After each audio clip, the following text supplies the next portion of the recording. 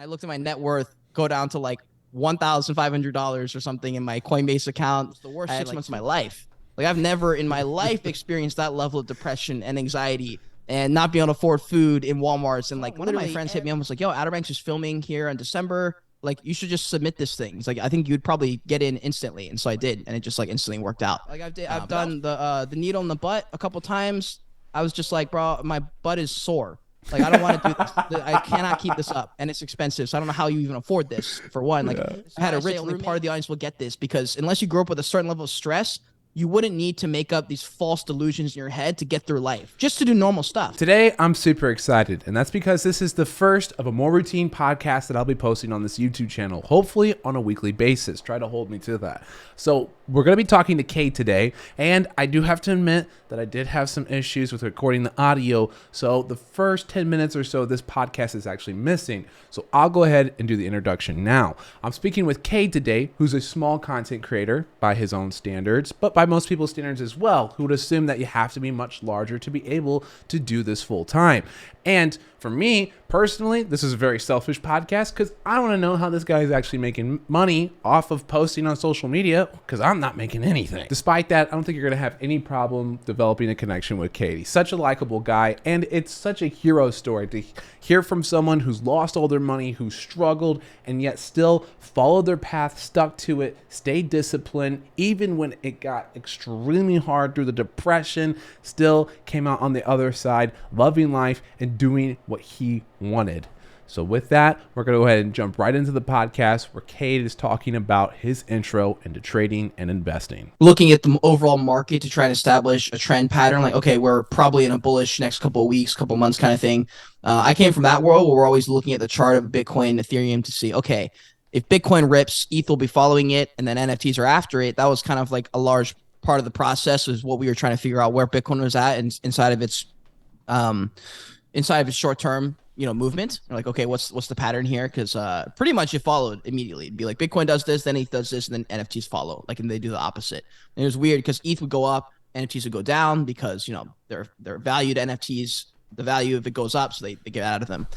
For me, I never really traded. I swung trade some NFTs here and there, which was pretty successful, honestly, because you're just writing news. You just know that there's a lot of attention on them right now. So you can establish some level of support. And it's fucking degenerate, bro. You're literally looking at a chart basing it off 13 sales. And you're like, okay, well, there's a sale at 0.7 and a sale at 1.2. So that looks like a pretty strong support and resistance to just put all my faith in. Let me just buy one at 1 ETH kind of thing. And it was like that. And so now I'm in this world of, I've been in crypto for a few years and I've been in the finance world for a couple of years. So I feel like that overall generic being in the industry helps. But as far as reading charts, looking at numbers, looking at distributions and shit like that, that is very brand new to me. Yeah. I've always kind of I've bought some NFTs, but I've never sold them. So Really? Yeah, majority of my NFTs are Hot Wheels NFTs. Oh shit. Yeah. So that was like my intro, and I kind of view them like Hot Wheels and like shoes, and I still haven't been able to compartmentalize them in my head to be similar to stocks. I still think of them as like things, as like collectibles. Yeah. And so like I don't view them the same way as I do trading. I don't know. In my head, they're like two separate things. And I would say so. Yeah, like I still love them, but and kind of talking about that trading, I was wondering about that because I've seen a lot of the like I operate in Discord massively. You're probably familiar with Discord. Yeah. So I've seen a lot of the NFT Discords just disappear. And like a lot of the NFT content creators also disappear. So that's what I thought was really cool about you, because you're still talking about trading and stuff. That stood out to me because I noticed that a lot of the content creators around this space that did do a lot of trading, they mismanaged their money, or they blew themselves up, or they did sell their soul, like you said, to some pump and dump. And I think it's, the people who are left now haven't done those things. And I think it's those who have really strove to have actual longevity in the space. I think it's so cool that you're still doing that. So, all right, now I want to make a slight transition though, because what is Joyage Kingdom? Because I feel like, is that a brand? Is that your brand? Yeah, Okay. man. So, Yeah. here, actually, before I continue, I just want to double check with you before. I just want to make sure that this is recording. Just nice on Zoom specifically, I'll have issues and it'll be like, oh fuck, we forgot to hit the record button or something because I can't hit record over here. Oh, you're good. I'm recording through Okay. OBS actually. Oh, perfect. Just wanted to double check before we kept going. No, you're good. You're good. You're All right. good. Yeah. Beautiful. Okay, yeah. So Joyage, yeah, man. So Joyage, Joyage, Joyage. It is my Yeah. brand. It's not. It's Yeah. no affiliate Oh, I links didn't here. even notice the tattoos. Yeah, man. No affiliate links here. Yeah. It's Joyage. So in 2021, very beginning, or no, so this would have happened. We rewind to the beginning of the story just because we might as well. So middle of 2020. Actually, no, we'll go even further back. So 2018, I get my heart ripped out of my soul from my dream girl. I could not believe I was dating her. Like 10 out of 10, just like, bro, I came from like bottom totem pole. Like this was not supposed to happen to guys like me. So I'm stoked. I can't believe it. She breaks my heart a year later. I feel like I woke up. I feel like I see color for the first time. I'm like, whoa, I let this girl walk all over me for a year and a half. I didn't even realize that I've been a fucking complete simp for a year. I didn't even like ask myself how I was doing one single time in that whole year and a half. So I jump onto this, self-help slash entrepreneurial, this game of let me level up in life and stuff like that. So I started doing that for the next year or two. I'm watching a lot of podcasts. I've always watched YouTube. I always will pick a YouTube documentary on about a black hole or something that I will some TV show on Netflix. I've always just done that. So I'm watching YouTube shows like Impulsive. I'm getting my ideas are pumping. At this point, I've been in the fitness industry for a couple of years doing small little things, never like big paid Gymshark type level things, but like smaller mid cap, medium tier fitness companies are reaching out, sending me clothes and stuff like that. So doing okay. Got like 15,000 followers on Instagram. Wasn't really my passion. I was getting in good shape, but it wasn't making me feel any better about myself. And I was like, crap, this is not good. So I'm watching all these shows thinking, all right, I would love to be on a show like Impulsive or Joe Rogan Experience or any of these podcasts, but like they are never going to invite me because I am the most normal ass dude ever. I played soccer and I went to college, and that's pretty much the extent of my resume. And for some reason, I thought I was so different, just like everyone else does. Everyone thinks they're so different because that's just what they think in their head. And you look at the resume on paper, what have you actually done? For like a majority of people, they haven't actually done anything particularly impressive. And so I was like, shit, what do I got to do? So I'm sitting there, I'm trying to think of ideas. I'm working as a server. This is in 2020. COVID hits.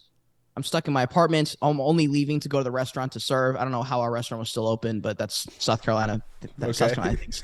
So I'm working at this restaurant, making a good bit of money. At that point, I've been looking at crypto a little bit, and dude, 2020, pulled out a camera, made a couple of videos, was like, shit, I'm back. This is it. Actually, I like making videos. I'm gonna stick with this. This is the one. I've got COVID like right now. That seems to be an indefinite quarantine or something. So I'm just gonna make videos. So I started making videos. I got hooked again. Been hooked for years, but like I came back and was like, this is it. I'm gonna make this work. 6 months later, 2021 hits. I started doing podcasts by myself. I get like 10 in. I start interviewing people. I start liking it. I start interviewing more and more people, experts in certain industries, and I'm like, okay, this is actually cool. And then I'm like, all right, this is it. And I get this weird idea while I'm podcasting. I'm like, I got to get in a van. I got to live in a car because I got to do something cool. All I've done is start a podcast, work a job, go to college, and play soccer. That's all I've done so far. It's still not impressive. It's not good enough. No one would interview me for that. I got to figure out some reason that I like should exist. Like there needs to be something that's cool. And I was obsessed with this idea, which is probably super. I don't know how good it is for you, but I would argue that anyone who's gone after something bigger than themselves, you have to have some level of delusion in your head of like, I need to be better for some reason. Like for some reason, you're not good enough as you are. And so I hop in my car, and I didn't have the money to buy a van. So I just hop in a car and start traveling. And right around that time, Dogecoin pumped. I bought $200 of Dogecoin 2 years ago. So I was sitting on a $20,000 bag, and I leave in a car, and I'm fucking balling out thinking, yo, I'm about to go live in a car. I got unlimited money. Life is good. Life is good. Yep. And then I wake up one morning in a Walmart parking lot, about to go on a great waterfall hike or something in the middle of nowhere. And I just get these notifications like, yo, check your bags. And I was like, oh God, what happened? Crypto had crashed overnight. 2021 summer. Crypto had crashed. And I looked at my net worth go down to like $1,500 or something in my Coinbase account. I had like 2 grand in my checking account, 2 grand in my savings, and I was like, oh, okay, that just changed everything actually. And I'm like, well, fuck it, this is a flash crash. I refuse to believe this is the end. So I spent the like 2/3 remaining of my money buying up Cardano, and Cardano kept crashing, lost another 75%. So now I'm literally $2,000 to my name, and I just started this trip. And right around that time, I found NFTs, and I put the remainder of my money, all the rest of my money, into NFTs, and I started buying them and collecting them. And I said, "There's something here." Started door dashing, and then I made a YouTube video in my car in a parking lot. My very first NFT video was in a parking lot in some random store, and I was like, "Man, I can't keep doing these vlogs. These travel videos are too much. This is not the way it's gonna work. It's not sustainable enough for me to do this. At least here, I can sit in a room or something and make videos that come from like my brain." So I started doing that, and yeah, bro, been history ever since. Damn. And so But so I was gonna say with Joyage, the reason I brought up Joyage, the reason I even told that story was Joyage is signifies taking a leap on yourself to go on a journey of self-discovery. And so I got these tattoos right before I left of Joyage, and it was a symbol of like, I can't get a job now. Every job interview would just you just wouldn't be able to get a job. They still care. It's crazy, but they actually care about these tattoos in your hands. So I made sure to get them somewhere where it was like, can't get, like unforgivable almost. So I got these tattoos. The word Joyage stuck out. Originally it was just a website. I just needed a website name, and I just liked the word Voyage, and I just combined joy and voyage. That's originally what the word came from. But it just means to go on a journey about yourself. Because if I hadn't left on that trip, none of the other things would have happened. Even though you could argue like, bro, why would you go on why would you derail your whole life, jump in a car and do all this extra shit? But then you realize as you do some of these endeavors, it's the people who do the extra shit that get the fucking carrot at the end. Everyone else who doesn't, they don't get it because they didn't do that thing, that stupid thing. But now, like every podcast I've been on, one of the core things is that trip because it did so much. Like all my NFTs from my collection came from that trip. They were all photography and saw portrait photography from the trip when I left. Every single like huge hump came as a direct result from that trip. Like that 6-month trip in a car was the worst 6 months of my life. Like I've never in my life experienced that level of depression and anxiety and not being able to afford food in Walmarts and like literally every single thing you could ever imagine. Like my hardest, the people I support the most came from those few months because I was stuck in a car, and the only outlet I had to the real world, because I wasn't talking to anyone, I was isolated, was YouTube people. So like Tom Bilyeu, people who had incredible podcasts who were doing, in my opinion, was like really good content that actually helped. It didn't always go viral, but it helped. And when I saw those people doing well, and I look at them, I'm like, oh, they have a 10, 15-year career. That's why they're at this point. I can get there. It's just going to take 15 years. And so I feel like that set me up so nicely for this industry because we move so fast. And I understand the game of moving fast, but I also understand Gary when he's like, move macro fast and micro slow as fuck. He's like, you need to understand that it's going to take 20 years, but you got to move fast. Yeah. That macro slow, micro fast. Yeah. No, I'm a big fan of his. I'm a big fan. But I mean, you're on some David Goggins level of stay hard with the tattoos. That was the first thing that entered my mind. That is some commitment. Dude, I had to. Yeah. Like I am not someone who is by nature motivated at all. I can absolutely sit on that couch and do absolutely fucking nothing for months, and I'll be good. I'm good, dude. When I tore my ACLs, I tore both. Bro, that month after surgery where I'm stuck to the bed with the machine moving my leg for me like this for rehab, but I can't move unless I'm going to go pee. That's the only reason you can leave the bed. I love that shit, dude. Like Wally, I look at them in like wheelchairs. I'm like, listen, that looks awful.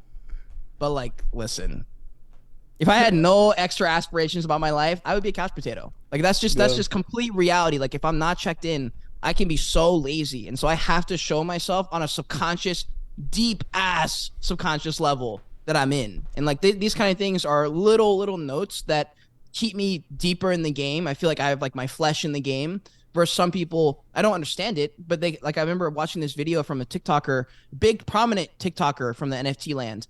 And at some point in the bear market, he just makes a video out of nowhere. And he's like, guys, I'm leaving. And I was like, what?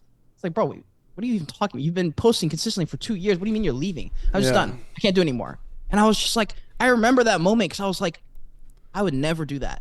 I cannot just walk away. Like I guess circumstances maybe in certain situations you would maybe need to, but the way he framed it was just like, I'm fucking tired. Like I'm just done. I'm just finished with all of it. 100% of it. The project, the account, all the journeys we were on, all these side quests we had started, like all of it. I'm done. I'm just gonna like get another job instead.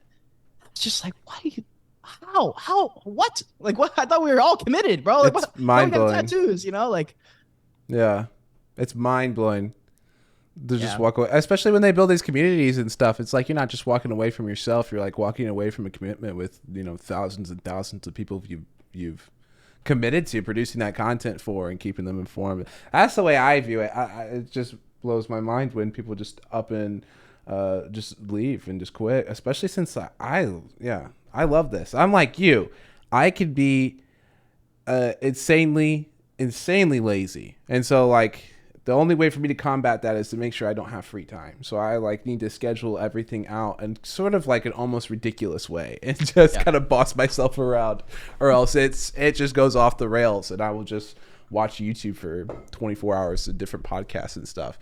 And so you've also done some podcasts and just on a meta level of talking about content production and podcasting and stuff. You are probably my seventh podcast now, and I have got to say that this is such a skill set, and there's so much credit that needs to be bestowed to the people who do this because it's so difficult. And that was one of the things I thought. I was like, you are a small creator, but I immediately recognized your talent in producing the content and your ability for the camera. I thought was really good. Did you do anything before this to help build that, or do you think your just time in the game has helped you develop those skills?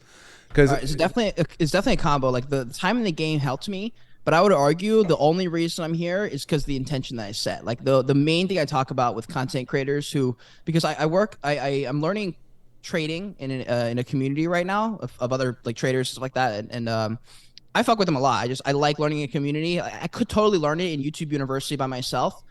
I've never learned in a community setting before, and I just happened to try it one day and was like, wait, that was really fun. I love that. So that's what I'm doing. But there's a lot of people in there who are trading and they don't really make content like that. And for me, it's so weird because it's so second nature. When I see a TikTok at 3 in the morning, I probably save 5 TikToks a day or Instagram reels a day to use in the future. And about like once every 2 weeks or so, I'll go through them and I'll make like 30 TikToks based on all these random memes that I saved. But it's like my mind automatically does that. It's not like I have to sit there and think about it. I don't know if it's like that when people have a second language, if they think in that language and if it's just normal to them, or if they sit there and translate it to their primary language. But for me, it's second nature. So for me, the intention was always like, I'm not great at viral content. I'm really just not. I thought I got it, and like I've literally never had a viral video hit ever. Not a single time. I've never had a video hit more than 1 million views ever. So in my head, I'm like, all right, I've posted so many thousands of videos. One of these would have had to pop. I'm maybe just not viral content may just not be in my nature. I would just need to hire someone for that. So that's okay. Instead, what I can do is I know I'm making good content. I've always prioritized production. I spent like a year learning production and lighting and all these things. I was taking all these courses. I was gonna be a film person or something like that. That was the goal. So I learned all the okay. cinematics and things like that. I did travel vlogs for 6 months when I was living in the car. So I learned the game. And yeah, I think 2 years of podcasting put me on the map where I was like, okay, when a camera turns on, I understand like I can turn on, and then I feel like it still takes 2 years where you can almost be yourself. Like for example, I made a video the other day. My friend Cruz actually mentioned it. He was like, yeah, like I filmed a video of you, and I asked you a question, you like didn't answer it. You just like laughed and like made some fucking he's like, you did some like thing. He's like, it was just stupid. He goes, it just reminded me of like a vlog moment. He goes, I never would have done that. He goes, I would have stiffened up and answered the question. He goes, but you didn't care. And he was like, that was just very interesting. And it was just like a level of comfort that you get, I think, Hmm. from being in the game. But I also know that like more than likely, one of my jobs will involve some level of like showmanship slash spokesperson type thing, because it makes sense. Like my style of content makes sense with that, and my skill set makes sense to work in that type of industry. And so I've always wanted to work in innovation, but I hate coding. So I was like, fuck, how am I supposed to like work in innovation and innovate and stuff without coding? And I was like, shoot, this sucks. Like my dad is literally in Silicon Valley, like one of the top people in that industry, I should be a coder. Like I would be so set if I could just get in this world. And it's so funny because now he works in my world. He's like in sort of in like the well, he was at least in like the blockchain world a little bit. And I was working in the same industry, but as a content creator. And so for me, I want to work in that industry. I need to be comfortable on camera, and I need to be like flexible on camera in all forms. If we're doing a live stream, a TikTok stream, a professional setup, I made sure to spend money and time going to things that other people wouldn't. Like when I was in college, I went and filmed with Outer Banks for a few days on Netflix, and only to see what it was like. I had no desire. I didn't care that I was gonna potentially meet the cast and even have an opportunity. Like it was all like really casual stuff. I look like an Outer Banks person with my hair and stuff. So I was Me thinking in the corner. you got the But vibe. like I just went there to see what it was like. I'm like, how are they gonna make it look like daytime when it's nighttime? How are the actors gonna do this when they've been filming the same scene for 19 hours straight? What are the actors who are in the backstage gonna do? Like I just wanted to know. And so like I spent money to learn these things. And I think it was like a conglomerate reason of all that stuff. Okay. That, yeah, that's a lot. A roundabout answer. Well, yeah, no. I was following the path that you were taking there. So I went. That's really interesting. You did Outer Banks, and then you basically were like, "I'm gonna go live at Outer Banks now," and to get in the car and go. So I grew up. I grew up in the beach, so I grew up in that world where they were filming. Okay. And so Okay. I was aware. There's like one of my best friends. Not my. Jeez, I don't even know why I said that. One of the people I knew. Definitely not a best friend. I've only hung out a few times, but he plays. Kelsey is his name on Outer Banks. And he's like not one of the main core 6 characters, but he's one of the core like 10 characters. Okay. And he's one of the not the Pogues, the Kooks. And so he was there. I knew he was on the show. And one of my friends hit me up and was like, "Yo, Outer Banks is filming here in December. Like, you should just submit this thing." He's like, "I think you'd probably get in instantly." And so I did, and it just like instantly worked out. But that was cool. I mean, I shot with them for like 2 or 3 days. It was so annoying though, because all my scenes got cut except for like 2. And one of the scenes, bro, I was in the classroom with John B. With all the 4 like main characters were in like the corner of a classroom for a scene. And for some reason, I didn't even ask for it or anything. They stuck me in the middle. It was me, John B. Not Rudy. What's his name in the show? I forget. The blonde kid, black kid, the girl. It was like 1, 2, 3, 4, 5, me. And I'm like, why am I here? But I'm not going to say anything, but why am I here? So I'm sitting there and I realized they're shooting around me a lot, but I was in all the scenes and they cut all of them, bro. I was like, no. That's cool though. That's still really cool. Like, so there was some acting involved. Did you ever do any more of that, or No, dude, I would love to act, and that's part of the reason I wanted to get more comfortable on camera, because I just think it's more of like showmanship, and that's something that I think watching maybe like 6 months of consistently watching Logan Paul towards the end of his. He transitioned from like cringy content to becoming canceled to becoming a boxer. And I found him in this stage at the end of his like first boxing bout. So he started to make more aged up content. He started making podcasts, started documenting the boxing journey. And I would say like another tier to his content, where he became like another level of content creator. He went from like B-list to like B+, in my opinion. And so I was watching a lot of that, and I saw like Mike, and I saw these people in the vlogs that I'd seen on like Vine for years and stuff like that. And I started to like notice their demeanors and stuff, and like, what is it about certain characters that I like? What are certain aspects of them that I see in myself that I can replicate that aren't unnatural, that are not me, you know? And yeah, I think all that, like, it's not like I try to do certain things. It's just like in my head when I'm thinking about it being filmed, if someone's filming me for something, I can see what it's like on the other side, fully edited, without thinking about it. It just is. That's how it seems in my head. I have like a window in my eyes, and then the other window, like I have one eye, and then the other eye is inside my head of seeing what they're seeing on their phone when they're filming me. And so because of that, I'm able to like act as it's like I'm editing and acting at the same time. It's like a weird inception thing. And I think it's because I'm obsessed with making content, because I'm obsessed with the power of like power. I'm obsessed with what is possible when you put a video out. Like the reason I got into Web3 full time originally was because I made a YouTube video that got 213 views, and it led to a job opportunity in 24 hours. Posted a video. I said, "Yo, this project's cool, and I love y'all, but like respectfully, what the fuck are you doing here, here, here, and here? This is a way better alternative, and I actually did this for another project or something like that. Would love to know if you guys want some help." That was the end of the video. Like 3 minutes of me roasting them.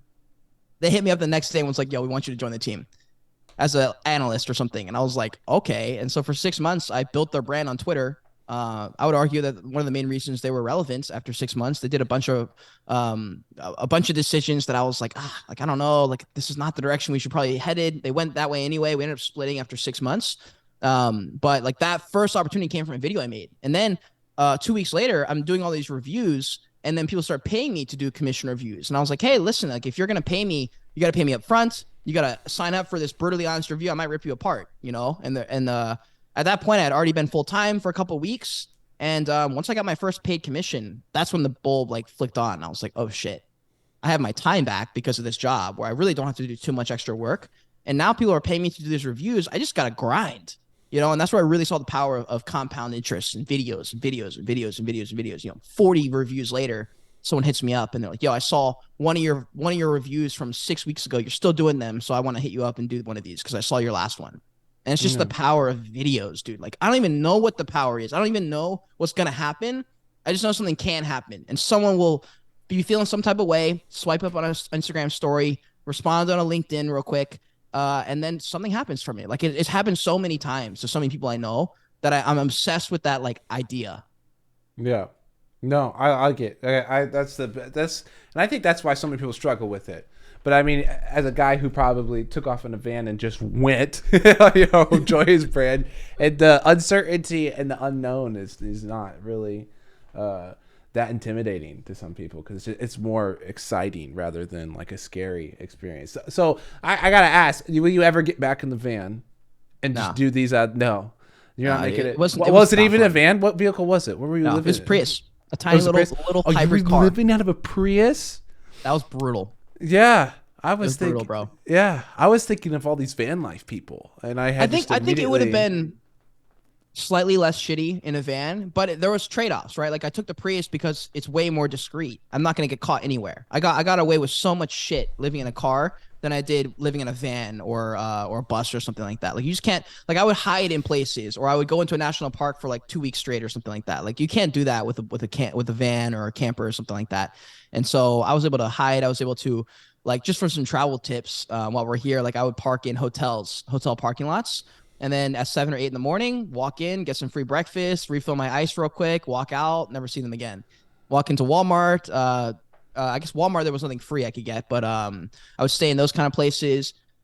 Yeah, you could just like get away with stuff because it just looks like normal. No one expects you to live in your car. So like people just, well, you walk by 1,000 cars a day, you don't notice them, you know? And so I was able to get away with that because I just had like a normal car. But dude, living in that thing was tough because I don't like it even now. I'm not living in a car right now, but like I live in a studio apartment in Seattle in the city. And so my bed is up there. I have like a loft that's like a bed. And then I have like the kitchen over here. And then the rest of my office right in here. So it's not a big area. But upstairs in my loft, if I sit up in my bed, I think I can like half stand, but I can't stand, right? So what's tough for me is like when I get out of bed, it's hard for me to get out of bed when I was in the car because like you sit up and you gotta like push yourself to the front of the car, and then like you can't even get up till you open the door and get out. So for some reason, that it's just really easy to fall into a depression because you can't get out of bed. And for some reason, not being able to get out of bed for me has been an instant, like, let's get depressed, fam, type of things. I gotta figure out the way. I slept on the couch for 6 months Really? during the winter because the winter in Seattle gets really bad. It's really, really dark outside, really cloudy all the time, 24/7. It's always like that. I didn't think that was going to affect me until month like 5. And I was like, oh, Jesus, I'm in a depression. And so I started sleeping here because I could just stand up immediately. And I don't know how that changed everything, but it changed everything. And now I'm like sitting here going, damn, I got to maybe do that again. That is, I would need like Huberman to explain that to me. I don't know if you know who that is, a neurologist, but yeah, that is wild to be able to just sit up in bed. I mean, that would probably be very confining. I don't like the confining.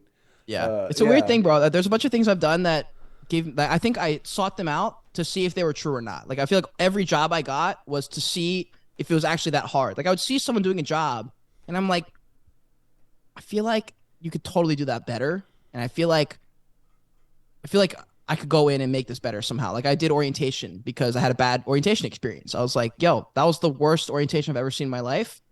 it could have easily been fixed if y'all did this, this, and this, and you had this type of person in there. So I went in and overhauled their whole program and tried to become one of their better counselors and do these things. And I also do the same thing in the sense that like I would see a large group of people acting in a certain way or something like that, or having a certain belief, and I would just dive in to see from the perspective. I'm like, okay, are they full of shit, or is there some level of like empathy I can get for them, because maybe they've got some experiences or they've seen some things or heard some things that I haven't heard, and that's why we have such a difference in opinion or something like that. And I think I'm just very curious, and I'm more curious than I am scared, slightly, like 2% more, by the way, but like just slightly more curious than I am scared enough to find out some of these answers for myself. And I think partially because I've seen a little bit of success in that exploration. Okay. Yeah. I like the just slightly bit. Yeah, dude, Yeah. it's not This is fun. Like I wouldn't yeah. sit there. Like I was saying, I'm inherently lazy. So like when I get things done, and people like people in my world of trading and stuff here, they're like, I don't know how you're posting this many videos a day, and I'm like, dude, that's the bare minimum for me though. Like my bare minimum is posting this many. So there's no world where I don't do this, but it doesn't mean that I'm like 24/7 just like getting all my shit done. Like no, I'll do my stuff in bulk. Like I'll get 6 weeks worth of content on the back end done, but then I won't do anything for 4 days straight, and I'll just live off those rations that I created a few days ago. And there's plenty of my journey looks like this. Like it is the most chaotic fucking roller coaster of emotions. Like Tuesday I'm happy, Wednesday I'm like can't even stand up. Like it is brutal out there. But I just know that this is the game, dude. Like there's a reason that 0.1% of human beings on earth can survive 5 years into entrepreneurship. Like everyone gives up because it's so hard, dude. Like, and when you look at the people on your favorite podcasts that you're watching, like I imagine it's probably a similar audience for us. Like if people who are watching this are trying to change their life and stuff, like this is the kind of content they need to be seeing, because bro, it's just like we were saying, it's just not for everyone. Like this kind of Mm-mm. world is not for everyone. People want this world until they're in it and they're like, oh wait, I can't just like log off at 5. It's like, well, you can, but like I'm not. So like you're Yeah. gonna lose. And then like at what point do you get off that train? You're like, well, I have a kid and I have a family. I want to pursue these other things. Oh, you can, but you're gonna lose this game then. And like that's the trade off. Like that is always there, and like that's just not a passion for everybody, you know. Yeah. No. I just have a.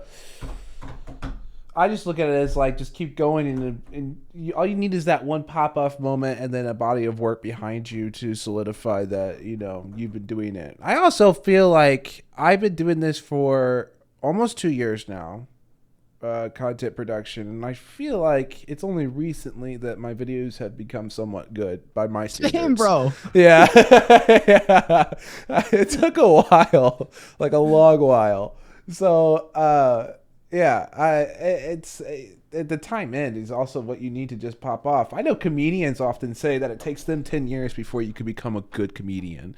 Yeah. And I kind of feel like there's some sort of similar like exponential graph when it comes to this content creation, where it's just like it doesn't feel like you're gaining much ground and then suddenly just boom. That's how it sounds. Yeah, I've also never had a video truly go viral. I think my most viewed TikTok was like 250,000 or something. And TikTok still sometimes puzzles me because the stuff you don't really expect to blow up will just suddenly blow up. Yeah. And I'm often Also, just dude, there's like misconceptions about what it'll do for you. Like the first time on Twitter that I was followed by an idol of mine, I was so stoked. I thought this was gonna change my life. I'm like, yo, my favorite YouTuber just followed me. Like that man is famous. Like this is insane. Like my world just is about to start. Nothing happened, dude. I got like 20 extra followers because they saw that he followed me. That was it. Like I literally was like, oh, that was supposed to be like a huge moment, and it just got glossed over instantly. Like I already forgot, and it kept happening. Like you get a video that pops or something that you think might lead somewhere, and sometimes it just does not. And like, that's where like you got to love something, or there's got to be a real motive. Like I don't know if money is strong enough because I can't speak on it. Like money was never the top priority for me. It was in the game, but it was only in the game enough for me. Like, for example, when I was making soccer videos in 2010, the only reason I made money was so I could buy another camera or buy another soccer ball or buy another soccer goal that was better so I could make better videos. Like it was always to aid the videos because I thought that there was some value here that other people weren't seeing.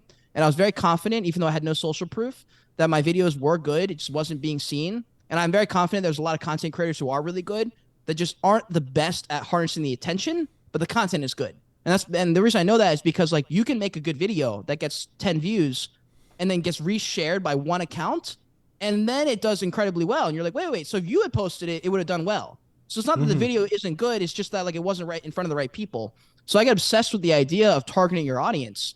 And that's, I would argue, is the main reason I'm here, is because that intention. I'm like, okay, I want an audience like Tom Bilyeu and Benjamin Cohen, who are both, in my opinion, like great content creators. Benjamin Cohen's a day trader. He does a lot of TA on Bitcoin, very consistent, not sexy, just does the right content. And he puts it out every day.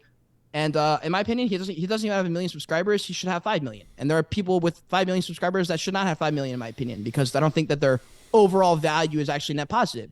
He is. And I also look at his comment section. I'm like, I want those kind of people in my community. And I was like, actually, dude, I want to like be in that world. Like, I'm gonna get there. I'm gonna get to. I always do. I always eventually get to the top of wherever I'm trying to get to.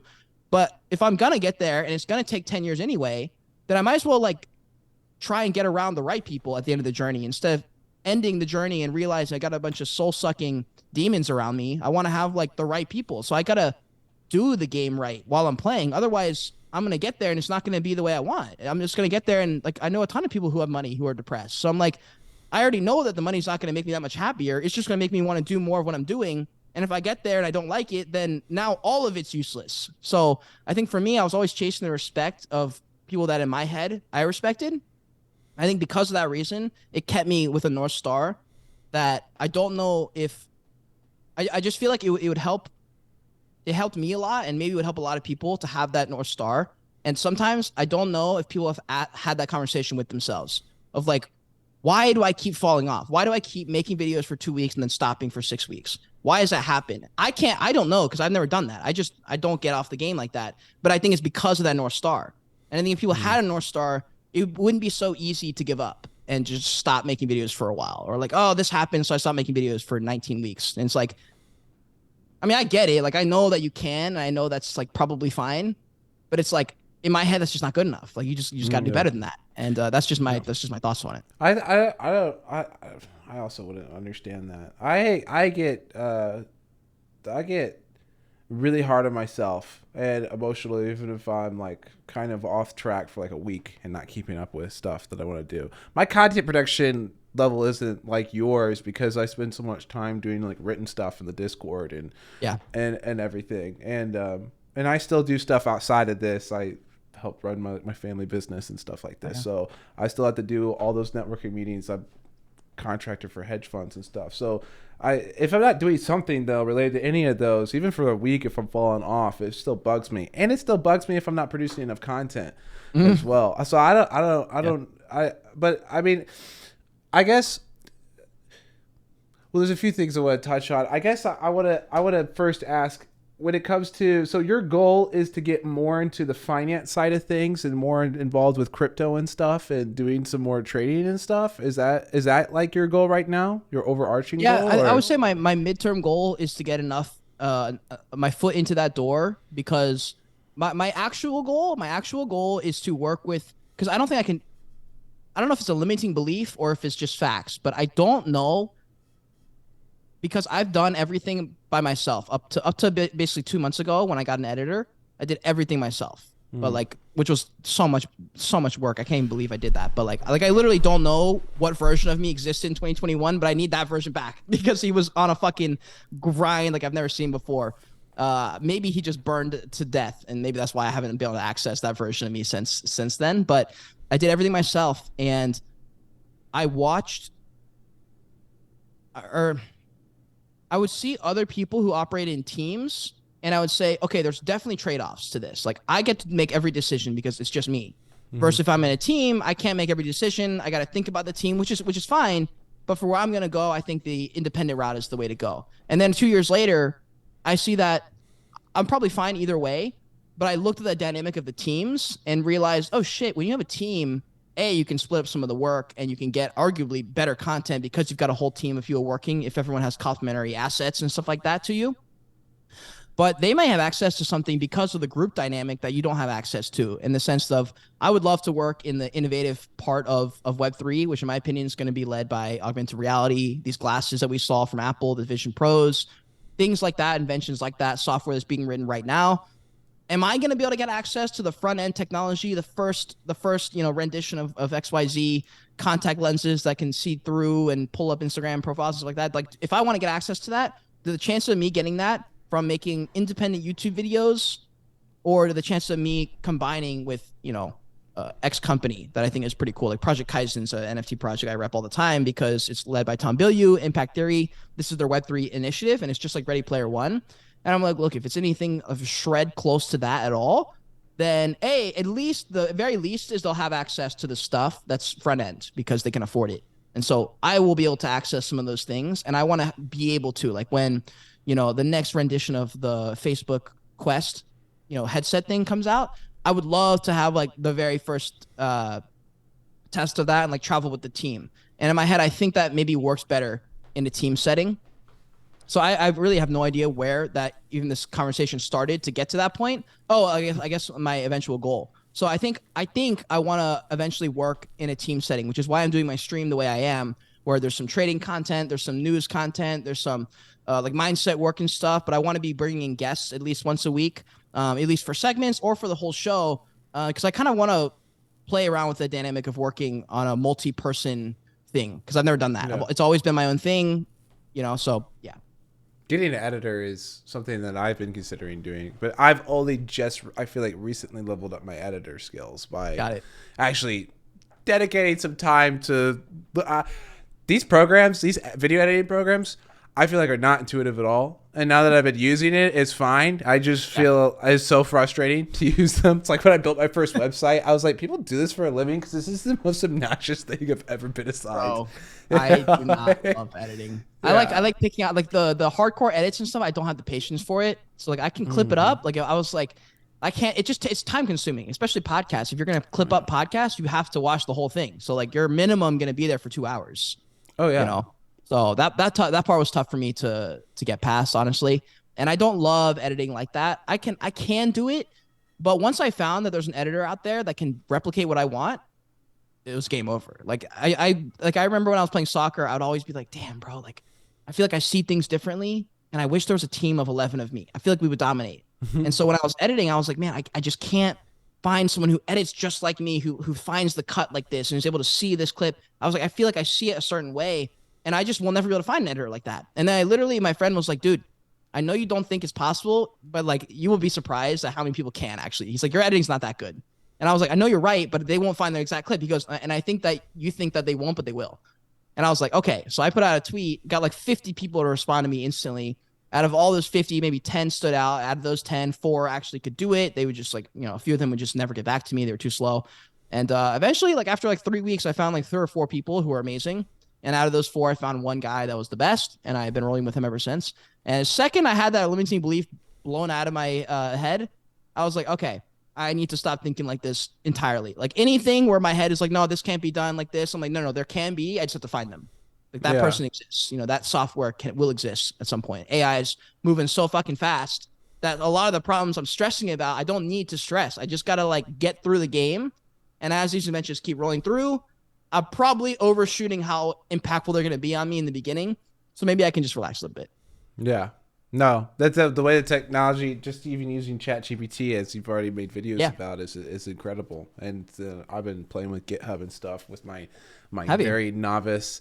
Yeah, with my very novice coding skills. There's one program in particular that blew my mind where it pairs one AI with another AI so that it will automatically write the prompts and keep it going. So you can have like schedule events and appointments and go through people's LinkedIn profiles and then immediately message them as like a marketing tool. There's a bunch of things you can do there. So my mind's been blown with how that stuff's escalating. So pivoting from the technology though, I didn't want to overlook a lot of these things. I think it'd be a great way to like kind of wrap things up is just to talk about the emotional journey and handling your emotions through doing all this, because that's not even big for content creation. I find that when I'm teaching people about trading or investing, like that's a huge thing that I think gets overlooked. Everyone wants to know technical analysis for the way the market handles, and no one's ever talking about your own personal emotions with that. And I think that journey's huge. And you said you also had some experience in fitness, right? Was that just through soccer that you had that? No, bodybuilding, full on fitness. You did bodybuilding. Okay. Yeah. All right. Yeah, I did that where I never stepped on stage. There's a couple times where I had some people say, "Yo, you're like, I'm not super tall. I'm 5'8".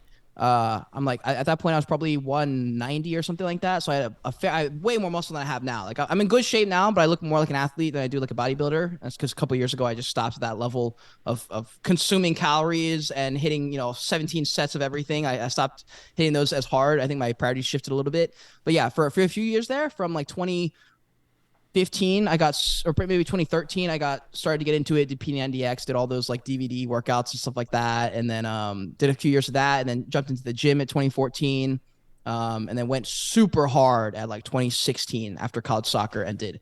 I did a year of that, retore my ACL. I was just like, bro, I'm tired of soccer, I'm just done with this. So that's when fitness really kicked off. I needed something to pour all my energy into, and I just went hard. I got fucking ripped, and I just was like, damn, this didn't do what I thought it was going to do for me. So then I switched industries. Really?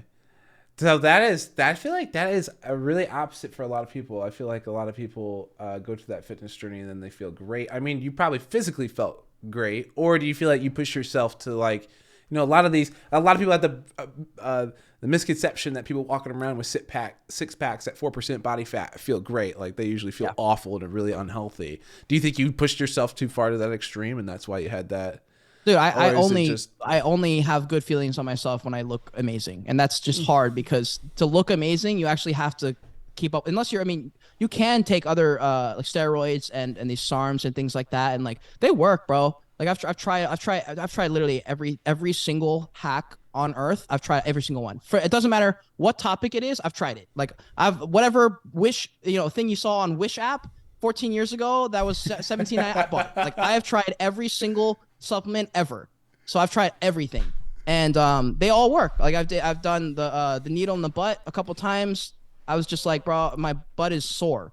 Like I don't want to do this. I cannot keep this up, and it's expensive. So I don't know how you even afford this. For one, like I had a rich roommate who just supplied everything, and I was like, and he, when you're in the doghouse, you want other people to be in the doghouse with you. So he's like, bro, you gotta try this stuff. Like you're already big. Like it would blow you up. Like look where I was at 3 months ago, and I was like, can you? And I remember with steroids specifically, I was like, wait, are you gonna be able to hold on to this? Like this level? Because he was like, he looked great, exactly what I wanted to look like, by the way. And I was like, damn, bro, if I just take a few months of this stuff, I'll be looking just like him. And then what's crazy is I only did it twice, and then I was like, this is not worth it. He got off them 6 months later, and he lost all of his gain, all of them, bro. He went literally from 190 to back to 130, and I was like, oh my! And he spent what, $10,000 on steroids or something like that. I could not believe it. Yeah. But as far as the fitness industry, yeah, I don't really feel good if I looked like tremendous. Like I had to be looking so good that the only way I could supplement that would be to do Orange Theory fitness workouts every single day and eat like 1,800 calories, where I looked good enough to be somewhat confident. But even when I was like that, I still could not get past the fact that I had a little pudge, like a tiny little gut. I had a little bit of fat here and there, and I slowly started to just realize that like that was not going to go away no matter how much fat I trimmed off. That's just something I needed to change the game. And so like that's why I talk about that intention in the beginning. Whatever industry you're trying to win, in that world at that time, it was fitness. I wanted to win over myself. I wanted to get more followers. I want all these things. It was all of them were for the wrong reasons. Only reason I wanted to get ripped is because I thought that would get me the girl, or I thought it would help me in some way like that, until I dated my dream girl, like the dream girl that I was talking about, and she did not give a rip about my abs. She didn't give a single fuck. In fact, she liked it when I gained 10 pounds during the winter. She was like down for that. And I was like, I remember it being like so conflicting. So I was like, wait, I worked so hard to be hot and to be attractive, and like you don't care. Yeah. Like, why do I care then? It's all the guys in the gym that are like, dude, you're so ripped. Yeah. Yeah. That's literally how it is, dude. Only compliments from guys. Yeah. No, I never did bodybuilding, but I did strongman for 6 years. Whoa. Yeah. Whoa. Competed. Shit. Yeah. So it's intense. It's I got out of it because it just injuries. I hurt my back. Last time I hurt my back, I couldn't walk for like 5 days, and I was like, it's probably time to call it. Although I've been doing some bodybuilding recently, so it's just funny to hear you tell all those stories. I probably will never do Oh, steroids or anything, though. I imagine your friend crashed his hormone system, dude, and yeah, they do work. That's the problem, bro. Is like short term. I think they all work. Like SARMs, I've never can't remember if I've taken SARMs like enough to know if they work, but I've taken like oral whatever's whatever like the drops are. Like it's so weird because I remember there's so many things online about you got to take it this way, you got to take this amount at this time. I like didn't follow any of the rules and they still work. That's why they're SARMs scare me because I don't know how they work. Or not SARM, sorry. The orals work. Like the drops and stuff. I just yeah. like don't understand how they work because I remember I took them and I was like, there's no side effects. Well, I was like, you can't take SARMs as like there's so many different kinds of yeah, SARMs. You can take you, some you of can them just as pop in your drops. mouth. And Yeah, I just remember being like, there's no yeah, way this doesn't have a trade off. And for me, like that was why I stopped because I was like, yeah, how am I a few months in and this is working and I don't feel a side effect? I'm like, my heart's going to stop or something. yeah. And I'm not going to notice it. So I'm going to just stop. And so that's the reason I stopped. I was like, this can't be real. You can't just like get all the positives of steroids and cut out all the negatives and not have any repercussions. I was like, that's not how the world works, bro. I'm like, Yeah. somehow I'm going to get fucked up. There's a price to pay for this. Yeah, Yeah. dude, I just didn't believe it. Did not believe it. So And plus, yeah, I mean, the second I realized it's not going to help my game. It's like it's not going to do what I thought it would do. My passion for it died. I was like, oh, so I yeah, don't actually care to get a six pack. I just want to like it's so weird how like why I work out and like how I work out and how I look at working out now. It's so different than like me needing to look a certain way. I just kind of focus on certain movements that are gonna like pay off the most, the most return for the time I'm gonna put in. But I'm really just there to just get in a quick workout and leave. Like it's really not deeper than that anymore. yeah. So how's that for like when you said you enter these periods of depression? I thought it was interesting that you're saying, well, first of all, not being able to get out of bed. I think that's both hilarious and I think, but how much did fitness play? How much does your daily routine play into that maintaining of your emotions? Do you feel like, what do you think? Let me consolidate this a little bit more. What do you think most impacts you being able to be in that emotional efficiency, to be positive, to be driven, to stay on task, to not be lazy? When your account was down and you lost all that money, like how did you find it within yourself to say, you know what, I'm actually going to double down and buy some NFTs and commit to this because I still have belief in myself? Because I meet so many people who will get into trading and then they get out because they take a few losses and they can't handle it. It's too much for them. They don't have the risk tolerance for that. And they just get out of the game completely. But it seems like you don't have that. Do you think what do you think is like your methodology? Dude, I have an answer, and I think only about half the people listening will be able to relate because I think my perspective will only make sense for a person who grew up similar to me. Because I know some of my best friends grew up in a very different family dynamic where they were pampered by their mother, and it's a different kind of confidence you have when you have have your mother's love versus when you have. Like, I'm half Japanese, so I have a tiger mom. So she yells at me a lot and makes me do dishes and stuff like that. That's Yeah. like the extent of her, like, that's how they like express their love and stuff like that. They don't really know how to do the emotion side. So I never grew up with like, yo, you are so great. Like you crushed it, honey. Like that's not a reality I ever have ever. So it's weird for me even now to get compliments. It's just weird because I never grew up with them. So I grew up to the point where I don't need them. I don't want them even. It felt nice. Like when like, so and so's mom compliments me, like that felt a little bit nice, but I would never let it get in. And so I think I was built for this game low key because of those circumstances, in the sense that when Gary Vee says something like put your blinders on, don't hear the compliments, don't hear the noise, don't hear any of it. I can do that without thinking. I can just do that. And I don't think that's possible for most people. I think they can't put those blinders up the way that I do. Not that I'm special, but there are a lot of people who were forced to put up blinders as a kid. And so when you say something like, how did you sit with this level of discomfort and keep going? There's no other alternative. There's no alternative reality that stress isn't there. And so in my head, I'm like, this is just reality, period. This is just base reality. I'm just in this world. I just do have this much stress. Things just seem like they're not going to work out, but like they kind of always have because I'm alive. So it's not that I think through these things, but I've lived with the same level of stress, like the same level of stress I've had at my peak stress. is something I dealt with on a regular basis already. So like for me, it wasn't anything new. It was just different circumstances. But the situation of like, I don't like this. I don't like this. I don't want to be here anymore, but I can't do anything right now. So I'm just gonna fucking just close off, put my blinders on, and just do stuff. That has always been the reality. I never like got bumped to varsity soccer. I had to like earn my way in, play a couple games here, get brought up at the end of the season from JV to varsity, become friends with some of the people. Even when I made varsity, I wasn't really in the squad, so I never had like a moment where I like got in and it worked. It was always like I got in, then I sort of like struggled, and like it never was anything like I hoped it would be, and it's never ever been like that. There's never been any time where I like got somewhere and was like, oh, nice, man, like this is pretty cool. Like you summit a mountain kind of thing. It never was like, it was always like whatever milestone I ended on was on the middle of the slope. So there's always some level of like me barely hanging on. And so for me, it's never changed. It's still never changed. It's always the same. And that's why I kind of entered this finance world, because it's really in my head the way I think about it, because I don't value money the same way that I think some people do, is that this is in my head this is the final game. Like the finance world, the business world, if and when I conquer that, I've conquered every world before. If I conquer it, there's like nothing left. It's like, bro, once you have financial freedom, that is the door to freedom, period. You can now do anything you want. Like it doesn't matter what market we're in. It doesn't matter what so-and-so said. It almost doesn't matter who the president is, because you can just leave. I'm like, you literally have full freedom. And like, that's a game that if you win, I already know that there's no end. It's just a game that's infinite. And like, that's the only game that I feel like I'm made to play. So when I hear things like the metaverse, which is unlimitedness, dude, I'm in. And like, I will thrive because I've always thrived in that world. And I've always thought in my head that I don't belong here. But like, I am underrated until I'm not. And I always had that weird thought of like, one day I will not be underrated and I will just be right. Like something about this reality isn't right. And there's something about me that I don't see the way other people see.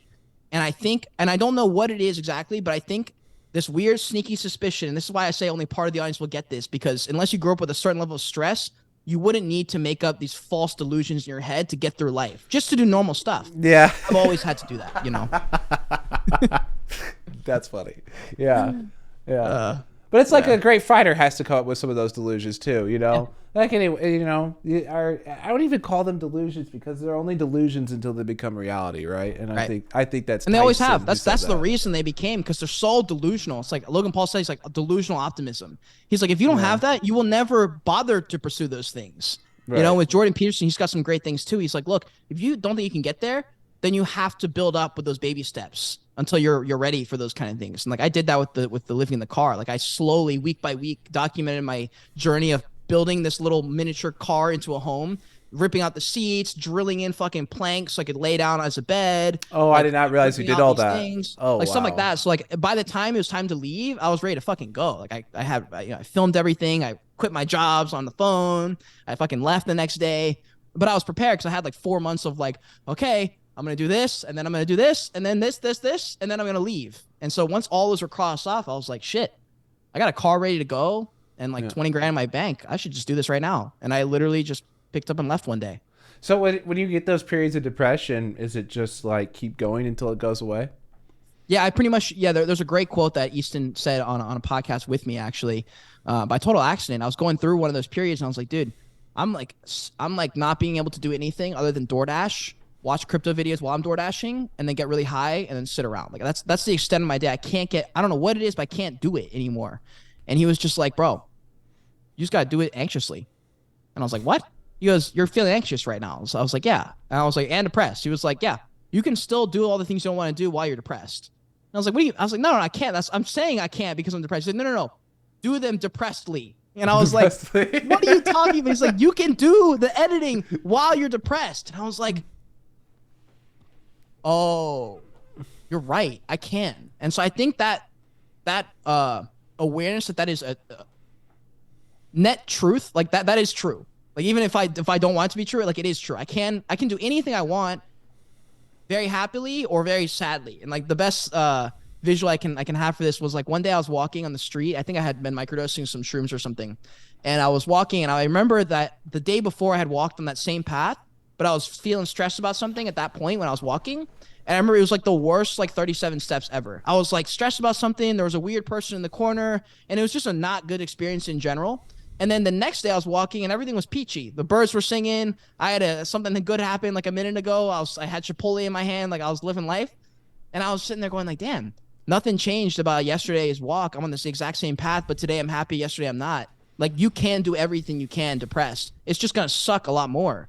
But if you Right. like what you're doing and if the end goal is something you actually want, then that is required. And every person, by the way, before you, every single role model that you have before you, likely struggle with the same thing and likely had the exact same question of like, oh, dude, I don't know if I want to do this anymore. Like every single person who made it has had that same thought. So knowing that makes me feel like less of a pussy because I'm like, wait a second, you're more of a pussy than I am, and you already did it. So like, I have no excuses. You know what I'm saying? Like that's like the way I feel like you have to think that way and almost like I said, almost create delusions that you know are and aren't true. But the conversation you have with yourself to push through things and knowing that they don't stop. Like I would probably consider myself crazy on some level sometimes, and a lot of people who are, on the entrepreneurial path, I would consider a lot of us like mentally ill in some way because it's just what is required. Like the people who Yeah. are gonna carry the boats, like David Goggins, like on some level, they're fucking crazy because otherwise they would not be doing that. They just wouldn't bother. It's not necessary for most people. For some reason, a subgroup of people need some level of validation, some level of safety, some level of something to chase after. And I don't know where that puts you into like what kind of category of human being you are because you need everything. You need people who are cool staying home, who can raise kids. You need people who are explorers, pioneers. You need people who are gonna um, workers in factories and things like you need everything. And so I think whatever you are, you got to lean into that because there are opportunities in whatever that is. Like even if you're not an entrepreneur, you can have that level of journey, that kind of journey within a normal 9 to 5, a typical corporate chain. Like you can still do that on all levels. It's like it's all replicable. It's all like fractal. Like every single strategy you learn can be applied in different ways. So I Yeah. just get stoked about that stuff because that's the world of possibility and the world of innovation in my head, and everyone can participate and everyone can be on their own Joyage while they're participating in this metaverse of people. And I think that's why it's exciting to me. Yeah. But being that entrepreneur gives you the ultimate level of freedom, though. Then Yeah. willing to work through though. I hear so many people who will use, even on social media. I feel like there are people with huge followings, and they just talk about their mental illnesses and how it's like this crippling thing that is now their entire personality and it Mm, stops their existence. And then you have this misery loves company effect. And yeah. I just kind of watch it, just like this is so. I don't know. I think it has something to do with the culture right now, but I find it to be very upsetting. The reason I was trying to incorporate that with the fitness is I've in my life experience, my anxiety and depression has been as much a physical thing as it has been a mental thing, where I feel like a lot of that exists in the body. And when I do cold showers and stuff like that, and that helps me work through all of that. So I was Right. wondering if you had any similar experiences to that, but. Well, Man, the fitness thing, no. Like, here, actually, 1 second. What's up? Yeah. Here, me back. Can I come back in 30 seconds? yeah. You're My good. landlord's stuck. I got you. I'll come out right now.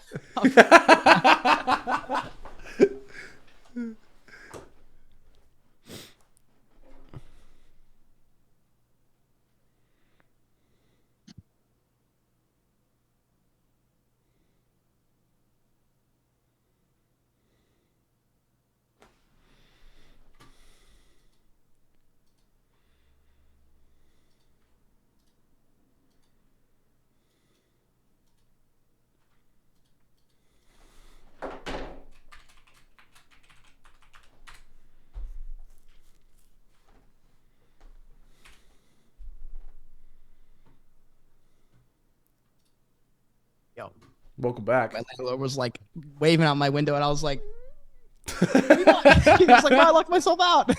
I did the same shit a year ago, and it's supposed to be you're supposed to pay like $100 every time you do that because like their goal is to make that like not a thing. They do not want you to be replacing keys all the time. So he was like, "Yo, I got you this one time, but like just so you know, it's like a huge deal. So like just don't do it again." And it's just so funny. Like a year later, he's like, Yeah. Outside waving. "I'm dying." Oh, but I That's was gonna say on funny. the fin thing, like For me, like I think because I got to the end of my journey with fitness, in the sense that like the goal that I set out for was accomplished on some level for me. So like the satisfaction I get from the gym is nowhere near what it used to be. Like I can't leave the gym with like me leaving with a great workout at the end of a great cardio session. I don't feel the same level of satisfaction from that I used to. And I think it's because I don't draw the same level of like uh satisfaction or yeah, just satisfaction in general from that, because I know that that's not the game I'm playing right now. And I think I can't, for me, it's like one of the only things I can't get myself to be on board with. If that makes sense. Like It's I now. know that I guess the point of a lot of my suffering is due to the fact that I'm not where I want to be in a business level or a monetary level. And I know that like no workout will change that. The only thing that will change that is like me getting to that level. So it's annoying because like the day-to-day frustrations for me, like I don't have an outlet for them right now because fitness isn't working. I'll do the workout, I'll do everything that like I'm supposed to do for like a great workout, forget everything for an hour, and I'll leave and I don't feel any better. Like and then I'm like worse on my business stuff because I'm fucking tired. And then I'm frustrated that I'm tired. And like for some reason, like that game doesn't work anymore. So I've been honestly looking for that. I'm like, maybe it's yoga, maybe it's some like version of that where I can get Mm, some level of like, yo, you're gonna get better at this thing. Like maybe it's a meditation class or yoga class. I don't know what it's gonna be. But I hear what you're saying with having some kind of fitness outlet. I do think it's important. I just think I haven't found exactly what that is. Maybe it's CrossFit, like maybe it's like something like that. Or maybe it's running. I don't know. yeah. Okay. Yeah. No, I understand that. I've switched it up. I've competed. I've done every type of, just so I feel like I constantly have some sort of progression in whatever Yeah, I'm doing. And even after my injuries, I don't compete. So right now I'm doing bodybuilding just because it's the one unconquered. I've done powerlifting, Olympic yeah, lifting, yeah. CrossFit, and all of it. Because So guys, I think guys need something to chase. Like it's something that I fought for a long time. Like I was chasing for a long time, and then I was at one point I was like, well, maybe I should stop chasing. Maybe I should just be living. Maybe I should get on this hippie movement and just do nothing. And then I did yeah, that for a while. And I was like, why do I feel even worse? And then I started to see like all this red pill content, and I was like, oh, wait, there's some yeah, extremes over here on the other side. Like maybe I should watch some of this stuff. And then it just all it did was allowed this pendulum to go from here to here a little bit more. And then now yeah. I feel like I'm able to see both sides of the argument for real with people I respect on both sides. So I'm like, great, we can have a real discussion about this now. And there's some level in a man that's like, we just are born to be explored. We're born to solve problems and shit. So it's like it's an inherent part of our nature to strive to do something. And I remember as a kid, my dad would always be doing random shit like, I'm gonna go run a marathon. I'd be like, why would you ever do that? Like that sounds all like that's not. I could not think of a worse thing ever to do. Yeah. I'm like, why are you doing that? He's like, I don't know. He's like, just because I can. I just I want to. And I just remember being like, what are you talking about, bro? Like, and he did like a triathlon, and I was like, you're like, there's no like you're a teacher. Like, why? I don't understand. And like, it never made sense to me. And now I'm like, you know what? Like, I don't know why I do some random things now. And like, I just want to like, it's so hard for me to do something that doesn't have like a net positive or a net something I can work towards. And I think for a long Hmm. time I beat myself up about it because I was like, oh man, I shouldn't feel this way. And then I found that like the whole problem was just the fact that I was judging myself. It wasn't even at all to do with what I was even judging myself on. It was just the fact that I couldn't get out of my head about what I was judging myself on. And that realization helps. It doesn't solve the problem. I still sit there and stress about it, but I think it allows me to not completely lose myself in my head. Sometimes I can kind of just get through it, or just put it away enough to get through the thing, to get past this one point. And that's kind of how I just play the game. It's just Yeah. like push myself up to get over the hump, level myself up again, try and like reset and like see where I'm like, shoving down problems that I should be dealing with versus dealing with them. Or maybe I'm shoving a problem down temporarily because I know I can deal with it here. And sometimes I deal with it right there on the spot. But I will say, I think a lot of mine and a lot of people in our world, or a lot of our problems just come and they're so made up, dude. They're just not real, bro. I never heard it put that way until someone said it. They were like, you're delusional. They're like, and it's okay. Like, but you are delusional. Like you are thinking in delusions. That is not real. That's actually like, I think Gary Vee is the first person to say, he's like, that voice in your head that's telling you you're not good enough is actually not real. It's actually not real. It's a voice that formed from a bunch of random things that came together to this conglomerate. You're not worth it, or you're not good enough, or something like that. Like that's like Yeah. the vibe that you got. And he was just like, that's just a story. Like you don't even have to believe that. He goes, think about all the people who made it who also thought that. So like there's a way out. And You and I think that's tell yourself a important. different story. Yeah. Yeah, exactly, exactly. Good pat what you hear in your environment. Well, that Or was. it's a hero story. You're gonna eventually get there. Like this is the shitty part. Oh This is yeah. the accumulation.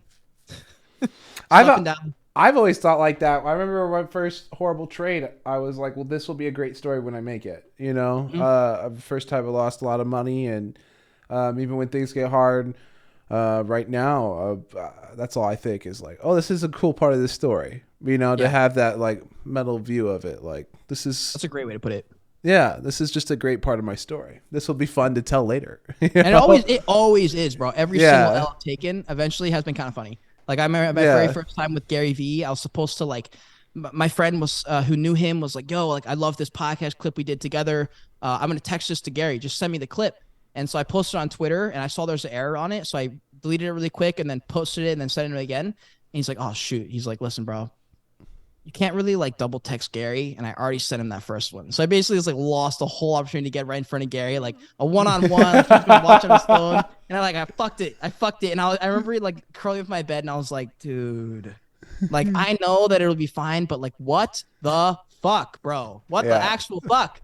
And a year later, I like met him at VCon. I had like got to hug him and like talk to him for a second and everything.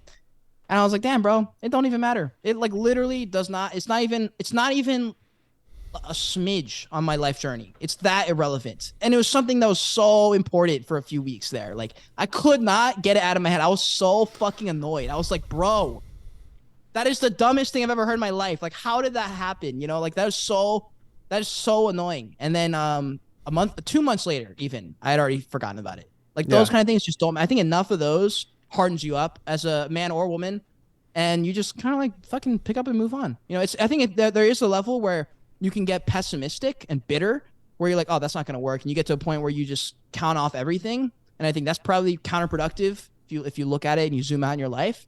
But I think there is some level of like just blinders, just batting everything off. Just everything hits you, you just keep going, you keep swimming, kind of thing. And if you have that, like I said, that North Star keeps you grounded. The North Star is the reason you don't say yes to a bag of $150,000 because an NFT company reached out to you and said, "Hey, pump this real quick." Like, well, no one will need to know, but you'll get 15% of the mint. It's this much money. You'll make 150K in 3 weeks.